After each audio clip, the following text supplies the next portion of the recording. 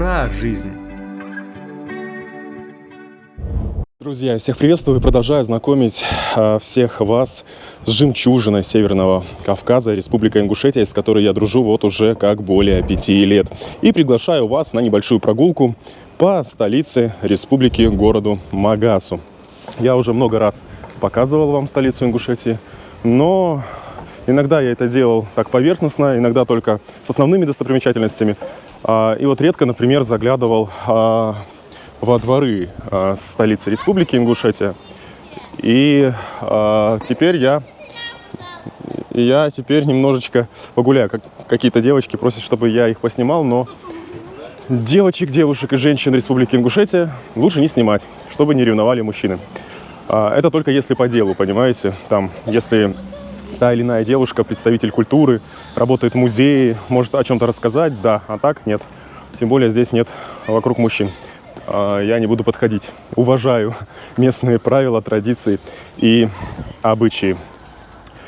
В общем, пойдем гулять. Но прежде подпишитесь на мой канал, поддержите лайком, делитесь своим мнением у меня здесь внизу в комментариях. Можете поделиться этим видео со своими друзьями, близкими, родными. Тем самым вы поможете мне развивать мой канал.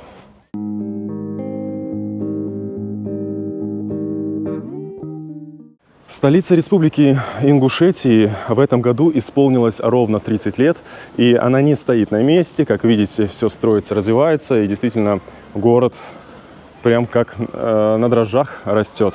И вот за этими высокими елями находится детская школа тенниса. Да, не только здесь есть спортивные секции там, по дзюдо, боксу, но еще и, вот, пожалуйста, по теннису. Еще есть и плавательные бассейны. Да, и много разных кружков для детей и различных секций для того, чтобы здесь дети не занимались чем попало, а занимались саморазвитием. И родители, конечно, за этим следят. А если вы спросите, да, какие национальности проживают в городе Магасе, то это для меня легкий вопрос, на него я быстро отвечу. Во-первых, в Магасе проживает почти 20 тысяч человек. По своим национальностям это, конечно же, ингуши в большей массе. Также есть русские и чеченцы. Кстати, я даже недавно познакомился с парнем из Якутии. Он мой подписчик, якут. Вот такие дела. Так что город Магас, можно сказать, межнациональный город и межконфессиональный. А вот гимназия Марем. Посмотрите, какие у них школы, гимназии. Здорово же. Я бы тоже в такой учился. По красоте. Ингуши очень любят свою республику. Очень-очень сильно. У них много различных объектов и локаций, которые посвящены их республике, и на которых и изображен их флаг, солярный знак. Кстати, вот это дерево, береза. Заговорили про русских, да? Сразу береза. Было посажено главой администрации городского округа Магаса Бесланом Цучевым в день 245-летия единения Ингушетии с Россией. А на сегодняшний день уже более 250 лет Ингушетия находится в составе России. А эту березку посадил бывший глава Республики Ингушетия Евкуров Юнусбек. Вот так, никого не обманываю. Тоже в день 245-летия. Так, я знаю, что некоторым ингушам, а возможно и большинству не понравится, что я тут упомянул имя. Ребят, друзья, прошу вас, давайте без политики. Я от нее очень сильно устал. Я понимаю, что произошло в 2018 году, но были же и хорошие моменты. А то мы хорошее с вами быстро забываем, а плохое всегда помним. Так тоже нельзя. Так, а это сквер Карачай. Открыт был 7 сентября 2019 года в знак дружбы и братства между двумя кавказскими народами, объединенными общей целью и судьбой – ингушами и карачаевцами. А какой целью и судьбой? В принципе, я вкратце могу вам рассказать, и много про это уже рассказывал и показывал. Это касается депортации как ингушей, так и чеченцев, так и карачаевцев. То есть эти народы пережили просто страшные времена. И после того, как Сталин умер, им разрешили вернуться на свои исконно исторические земли, да, и снова жить, создавать семьи.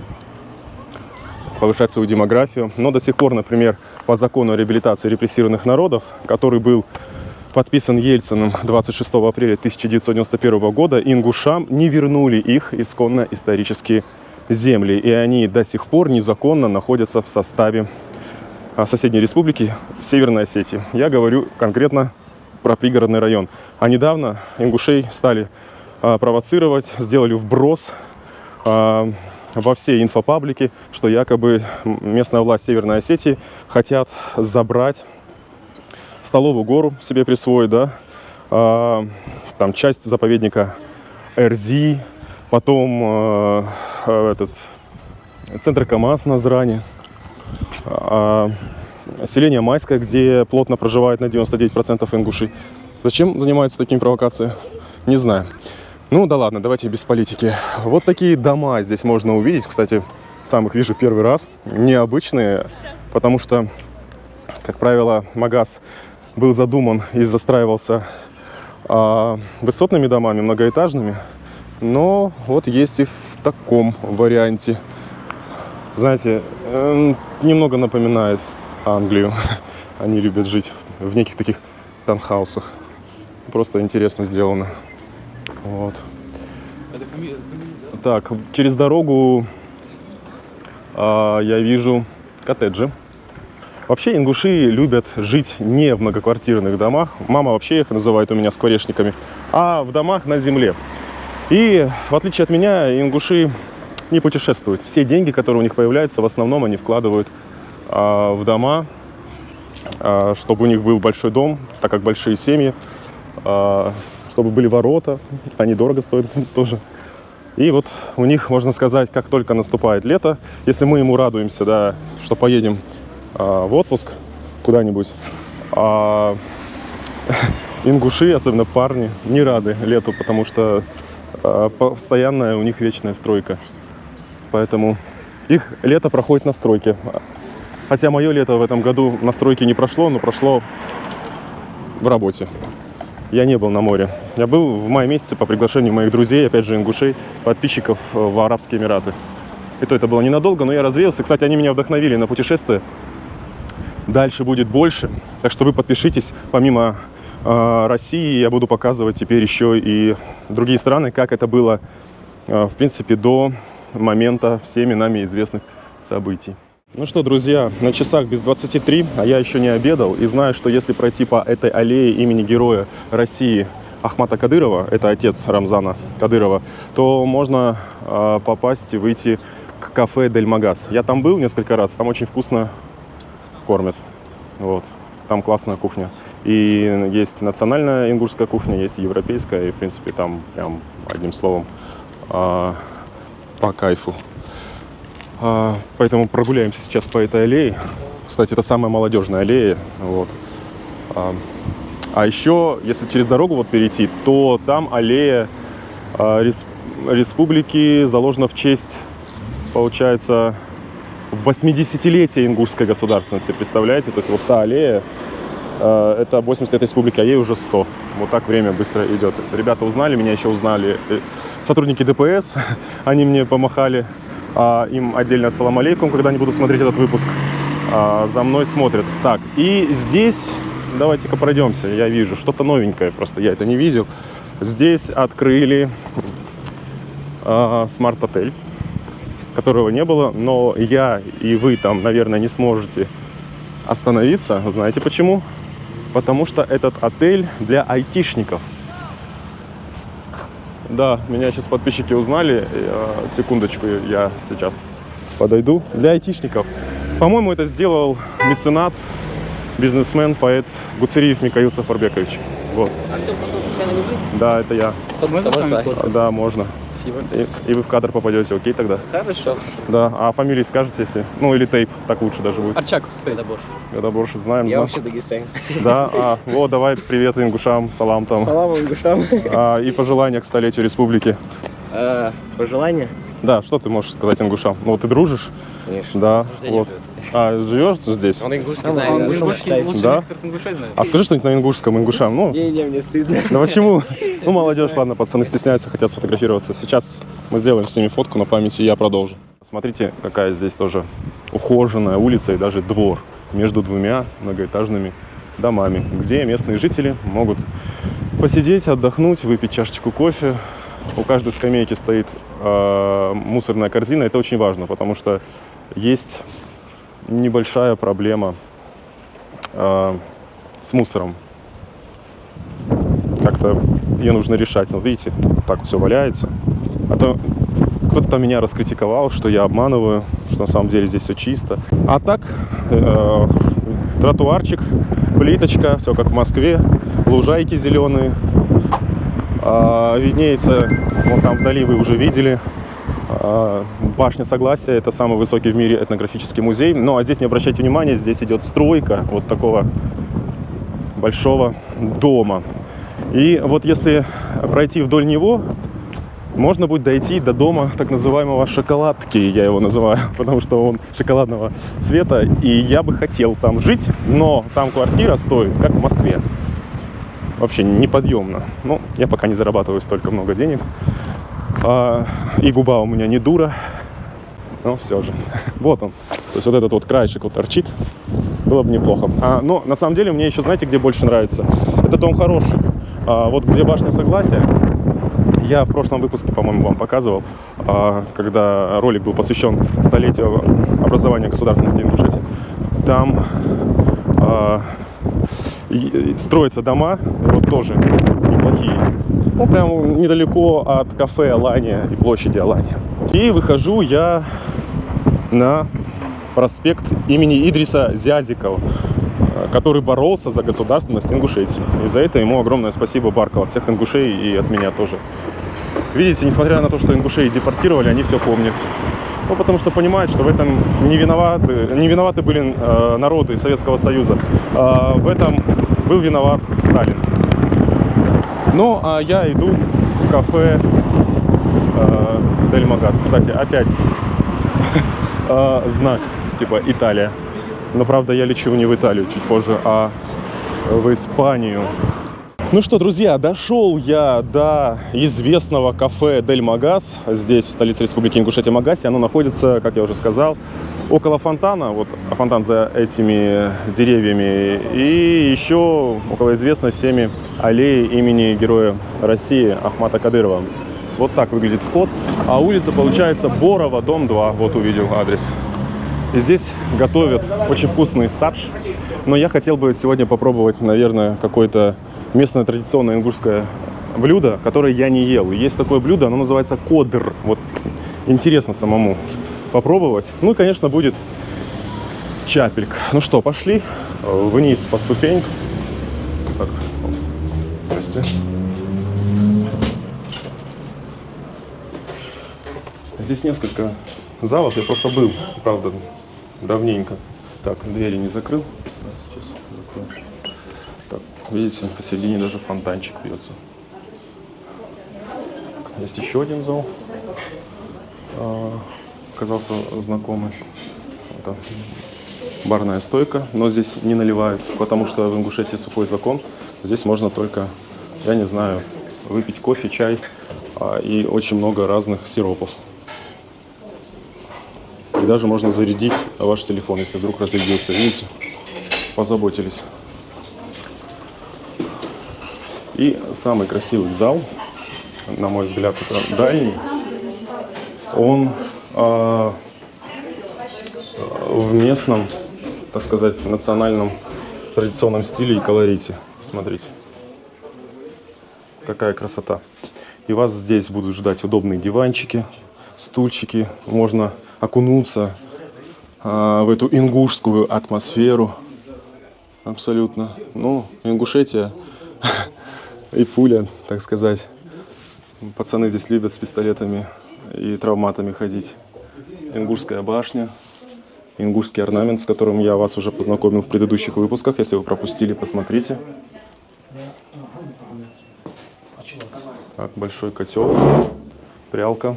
Ну, В принципе, вы тоже из предыдущего выпуска видели, как девушки и женщины руками, да, можно сказать, ткут ковры из войлока. Истинги они называются. Здесь изображена страна башен, прямо на стене Ингушетия, ингушские башни. Папаха ингуша. Кинжал, без него никуда. Видите, он вниз висит. Значит, ингуши за мир, за согласие. Вот. Прям овчина, все по-настоящему.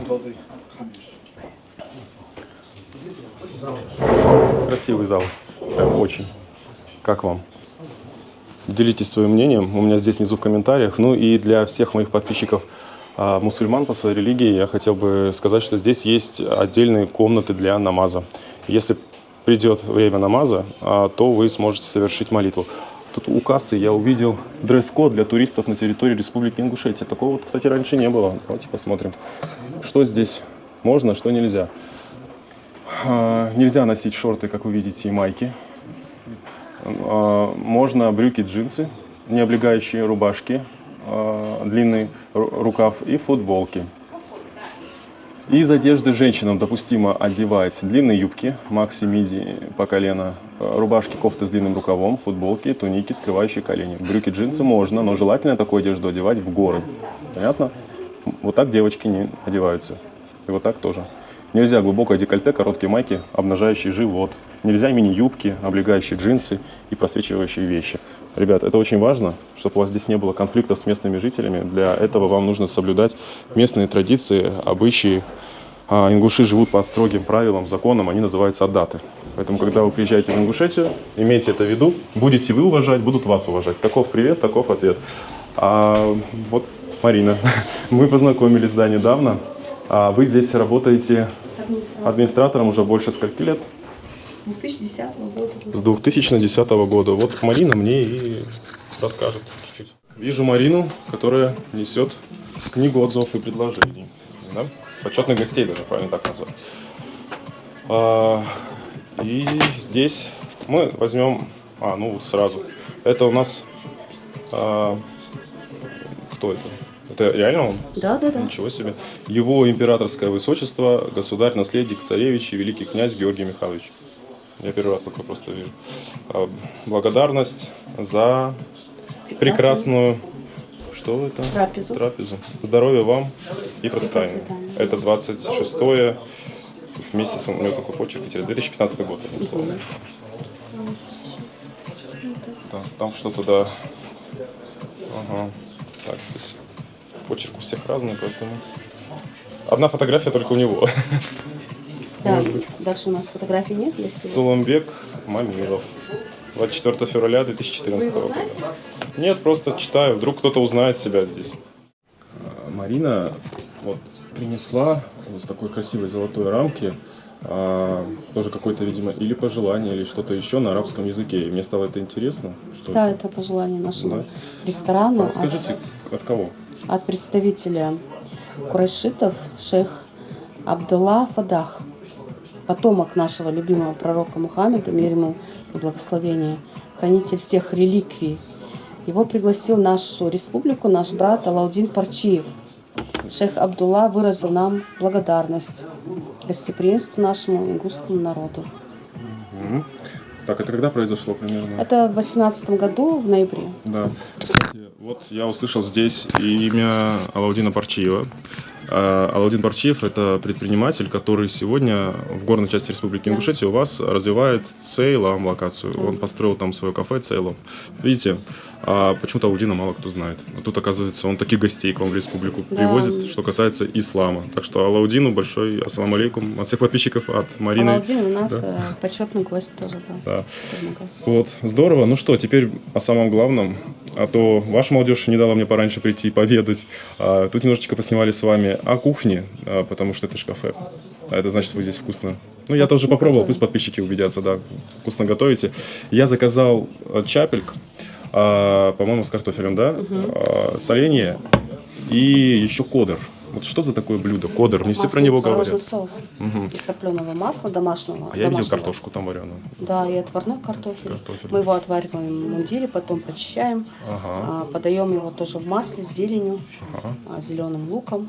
Интересно. Будем И пробовать. домашний чурек, кукурузный хлеб. А, и еще, как он называется? Чурек? Чурек, да. Да, кукурузный хлеб, да, ингуши раньше кукурузу выращивали, в принципе. Будем пробовать, буду ждать, да, все, спасибо. Ну, а вы никуда не уходите, подписывайтесь на мой канал, поддержите лайком и делитесь своим мнением от увиденного и услышанного. Да, друзья, в Ингушетии кофе не растет, но говорят, что здесь он очень-очень вкусный. Как он у вас называется это? Кофе в Турке. А, кофе в турке, просто необычная подача. Да. Спасибо, Сахалт. Давайте смотреть вместе с вами. Кофе в турке, необычное, посмотрите. Вот оно само, кофе. А это что? Это сладости, как на Востоке. Но замечу, что не как на Востоке, все в ингушском стиле. А это водичка. Ну, это правильно, подача. Вот давайте пробовать. Бахнем, так сказать, ингушского кофейку. Смотрите, какая красивая подача, какие красивые чашечки, кружечки.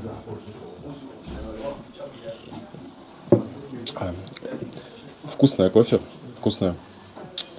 Знаете, что мне напомнило? Вот я сейчас глаза закрыл. Нет, я не оказался в горах, я оказался где-нибудь на берегу неба, в Венеции, в Италии. Итальянцы любят кофе очень сильно. И вот там везде, на каждом шагу можно присесть, так сказать, и выпить за 1,5 евро чашечку кофе. Кстати, это кофе вкуснее. Оно не горчит, даже воду особо пить не хочется. Вот, посмотрите. Сейчас я допью и будем гадать с вами. Когда я там женюсь, когда я богатым стану. Дали мне визу все-таки или еще не дали? Ну, как бы паспорт готов к выдаче. Я в испанское консульство обращался.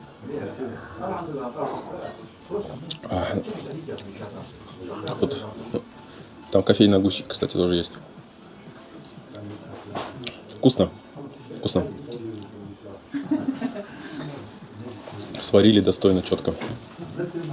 И еще Бразилия тоже мне вспомнилась. Это моя мечта, кстати, полететь в Бразилию, но пока не по карману. Нет такой возможности, но кто знает. Вот. Кодер? Угу. Сейчас да, внимательная официантка. Вас Хади, да, зовут?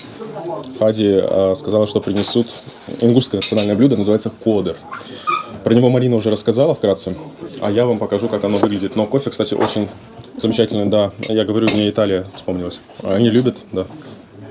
Я раньше, до момента всеми известными событиями, я уже заговорился, до момента СВО я там был часто. Вот. Да, несут. Кодер, тот самый. Картошка, соус, масло творожное и чурек. Чурек — это тот самый хлеб из кукурузной? Да, Окей. кукурузный. Посмотрите, какая красота. Приятного аппетита. И как пахнет вкусно очень. Зеленый лучок, картофель. Это творог, топленое масло, скорее всего. Но прям чурек очень красиво смотрится. Прям картинка бомбовая. Так, ну что, сейчас я буду пробовать, рассказывать вам, вкусно или нет. Это первый раз будет, правда. Вот, не обманываю, мой самый первый раз. Так, я так понимаю, что нужно... Микрофончик поставлю. Отсюда же прям можно, да? Ну, я один, поэтому... Да, давайте. Так, я прикреплю тогда микрофончик. А вы пока поставьте лайк, подпишитесь. Это обязательно, потому что если вы этого делать не будете, то я не буду для вас ничего снимать. Про Ингушетию в том числе. Так, ну что, картофель, как мне сказала Марина, он в мундире, да, варился изначально. Потом вы шкурку очистили, Да. не жарили. Нет. Ну тут сливочным, Отварной. да, сливочным маслом сдобрили. Я сейчас пока картофель попробую. А это нужно как-то руками, да? Ну такую красоту сначала надо сфотографировать. А то я начал для Инстаграма, точнее нельзя грамма. Подписывайтесь на Нельзяграм, в Телеграм-канал. Ссылки в описании вы увидите. Кстати, одними из первых. Вы сможете увидеть, как я путешествую, где я нахожусь. Кстати, кофе мне очень понравилось. Оно прям, ну, Я был часто... У нас используются все самые лучшие сорта кофе. Самые дорогие, самые лучшие сорта. Мы их тщательно выбираем. Ну, я вот Поставщиков своих. ранее сказал, я до СВО часто был в Италии. Итальянцы, они просто фанаты кофе. Там просто везде, на каждом шагу. И это даже лучше, то, что я пил в Венеции. Вот.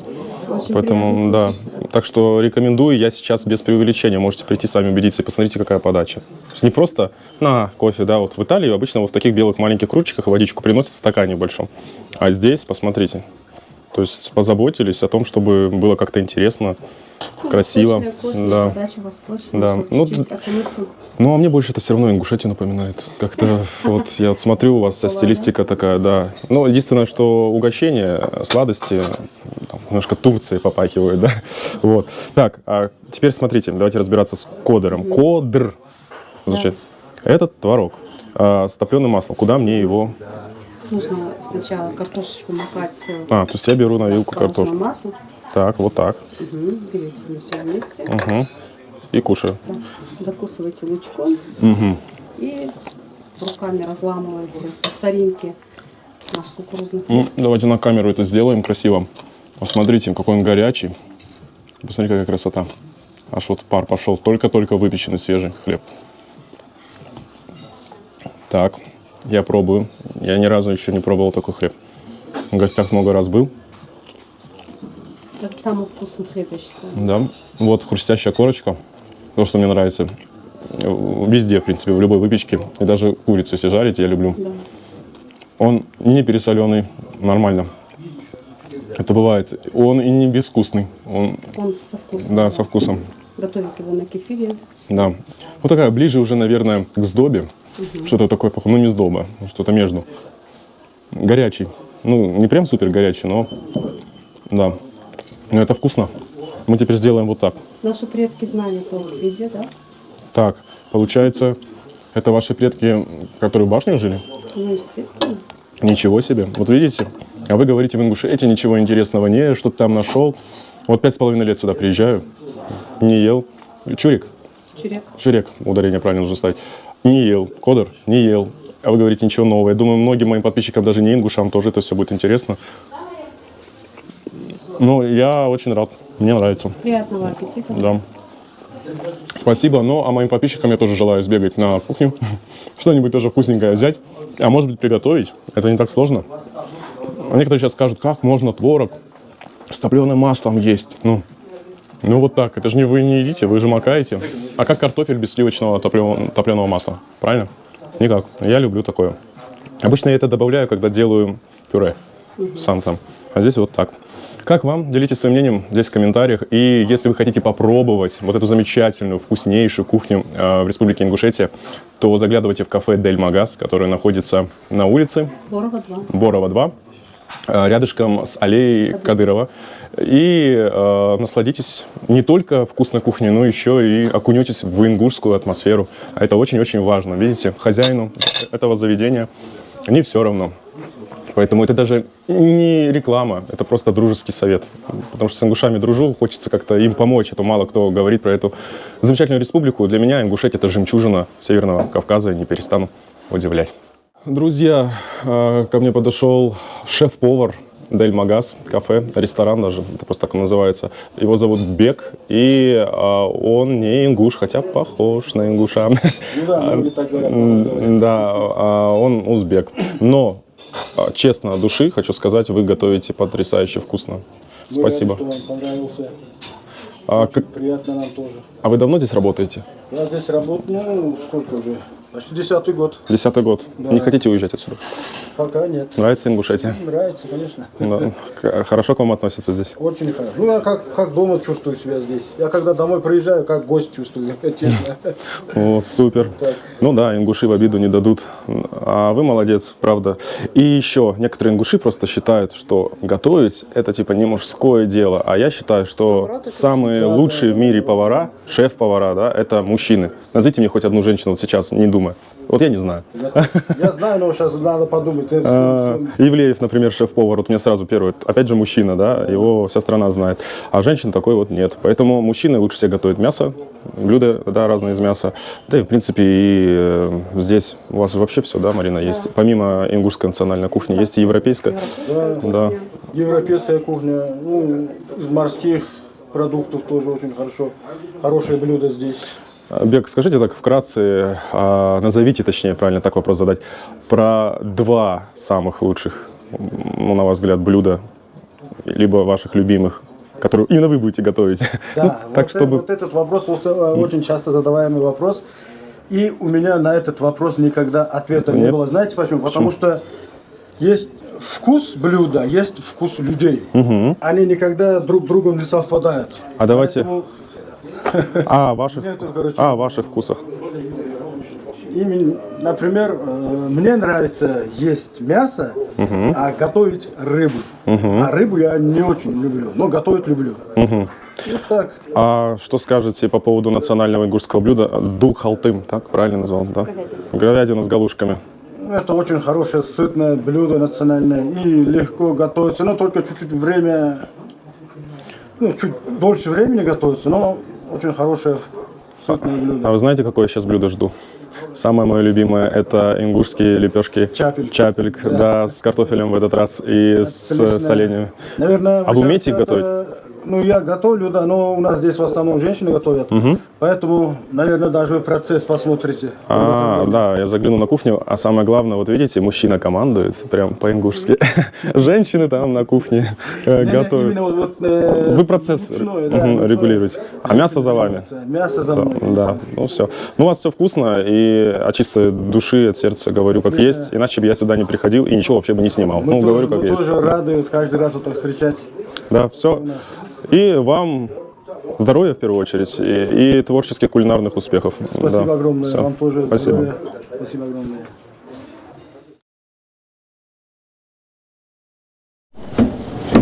Так, друзья, я иду в святую святых в гости к шеф-повару, который только что приходил ко мне, и мы общались. Так, вот такая большая здесь кухня на отдельном этаже. Все чистенько. Но я не ревизор, я не буду вас ругать. Так, вот готовят соленья, я вижу, к чапельгу. Вот Бек как раз, наверное, будет мясо готовить. Да. Нож точит. Ну, а самое главное, это же, конечно, для меня лично, не знаю, как для вас. Да, да. Святая из святых ингушских блюд – это чапельг. Посмотрите, как его готовить. Готовить, говорю, готовят. Когда я сюда переключусь. Сначала заводится тесто из пшеничной муки высшего сорта. Туда добавляется кефир, правильно? Сода, соль. Все это смешивается, замешивается тесто вот такое. Дальше добавляют начинку, либо творог, либо картофель, либо тыкву. Но тыква это уже хингал, по-моему, называется, если я не ошибаюсь, да? Очень тонко вот этой скалкой раскатывают. Вот, кстати, творог. Это все же фермерские продукты. Да. Да, вы не покупаете его в магните. Да, вот смотрите. У нас все аккуратнее. Да, экологически чистые продукты. Так. Сейчас нам все покажут. Женщины быстро работают. Да, посмотрите, дальше, оп. Все это переносится вот на такую сковородку, похожую на блиницу. Кстати, я слышал, что чем тоньше чапельк, тем лучше. Да, а толстый чапельк не очень. Далее обязательно, сейчас мы вот так перейдем сюда, нужно сдобрить лепешку топленым сливочным маслом. И масло ингуши, в принципе, и чеченцы, я знаю, готовят такое же блюдо, не жалеют. Чтобы оно было пропитанным, вот, вкусным. Давайте сейчас еще с этой стороны посмотрим. Оп.